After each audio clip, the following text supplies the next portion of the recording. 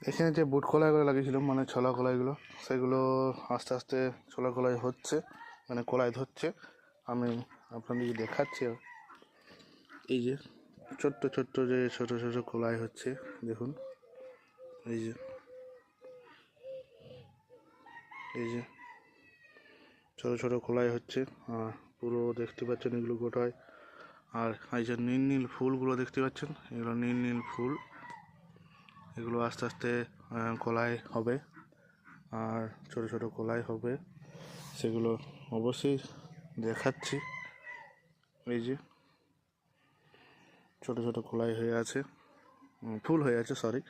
আর এইখানে এটাতে অনেকগুলো ধরেছে, আরও বাকি যে গাছগুলো আছে এগুলো আরও ধরবে। তো পরে ভাবছি, যেহেতু ছোলা কলাই ভালো হচ্ছে, এই বছরই প্রথম লাগিয়েছি, তো পরে বছর ভাবছি পুরো এইখানটাতে পুরো ছোলা কলাইয়ে ভর্তি করে দেবো। আর পালং শাকগুলো থাকবেই, সব কিছুই থাকবে, বাট তার সাথে ছোলা কলাইগুলো থাকবে। আর মটর কলাই লাগাবো, মটর কলাইও আশা করি ভালো হবে।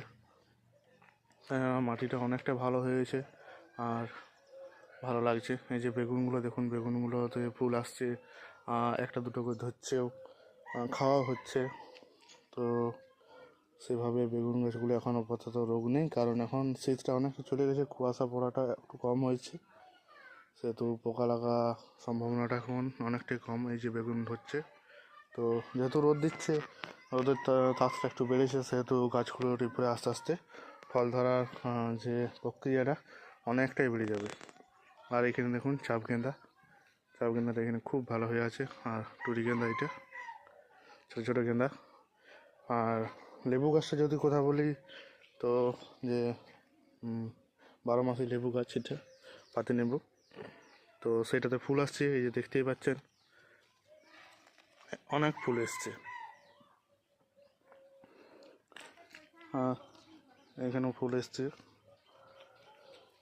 খুব ভালো ভালো গাছগুলো এরপরে নিয়ে আসবো, নতুন নতুন, যেগুলো ভালো ভালো গাছ হবে ফলের, ফুলের। গ্রীষ্মকালে ফুল লাগাবার চেষ্টা করব, দেখবো গ্রীষ্মকালে কী ফুল হয়। বেগুন গাছগুলো দেখতে হচ্ছে অনেকটাই বুশি হয়েছে, এগুলোর মধ্যে খাবার দিতে হবে। এই যে এগুলো জলের জন্য এরকম হয়েছে, জল দাঁড়িয়ে যাচ্ছে। বাকি ব্রকলিগুলো দেখুন, ব্রকলিগুলোর কালারটা একবার দেখুন, পাতা খুব সুন্দর কালার। ব্রকলি ধরতে শুরু করে দিয়েছে, এই যে দেখতেই পাচ্ছেন।